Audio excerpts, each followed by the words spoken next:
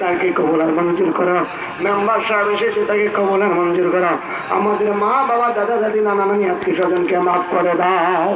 আল্লাহ, যারা কষ্ট করে এই মাহফিল সাজিয়েছে গো আল্লাহ, প্রত্যেকের মনের মাকসাদকে পূরণ করে দেওয়া গো আল্লাহ। আগামী বছর যেন সুন্দর করে মাহফিল করতে পারি সেই তৌফিক দান করে দাও আল্লাহ। এই গ্রামের অনেক ইমাম সাহেব আছে, প্রত্যেকে হায়াত দারাজ করে দাও।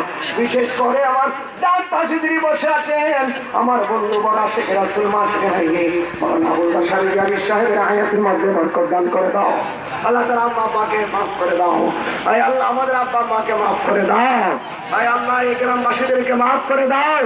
সকলে মিলে মিশে চলার তৌফিক দান করে দাও। এই গ্রামের উন্নতি দান করো আল্লাহ। রহমত দান করো, বরকত দান করো। সকলকে ভাই ভাই পরস্পর মিলে মিশে চলার তৌফিক দান করে দাও আয় আল্লাহ।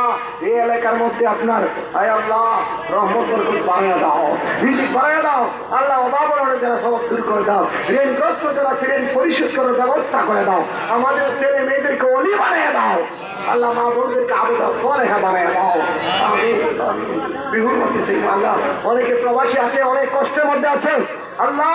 তোমার কুদরতি হাতে দিলাম, কবুল আর মঞ্জুর করো। আসমানি ইসমাইল ওয়ালি সমস্ত বালা মুসিবত থেকে হেফাজত করো আল্লাহ। শাহবাজ মিয়া সাহেব অনেক কষ্ট করেছেন, তার হায়াতে বরকত দাও। তার আলী আওলাদদেরকে কবুল আর মঞ্জুর করো হে আল্লাহ রাব্বুল আলামিন। অনেকে বিদেশে যাবে, প্রবাসী আছে আল্লাহ, যারা প্রবাসী যাবে আল্লাহ, অনেকে দোয়া চেয়েছে, সবাইকে যাওয়ার তৌফিক দান করে দাও। সহি সালামতে পৌঁছার তৌফিক দান করে দাও। যারা আসবে বিদেশ থেকে প্রবাস থেকে সকলকে আসার ব্যবস্থা করে দাও আল্লাহ। যে ঘরে বসে আল্লাহ খাবার গ্রহণ করেছি মুজাম্মেল সাহেব, তারা বদলে যেতে নাকি আল্লাহ, এখানে অনেকে দোয়া আছে, সকলকে আল্লাহ মাফ করে দাও। আমি বিহুর পথে সেই সারিফ লা ইলাহা ইল্লাল্লাহু মুহাম্মাদুর রাসূলুল্লাহ।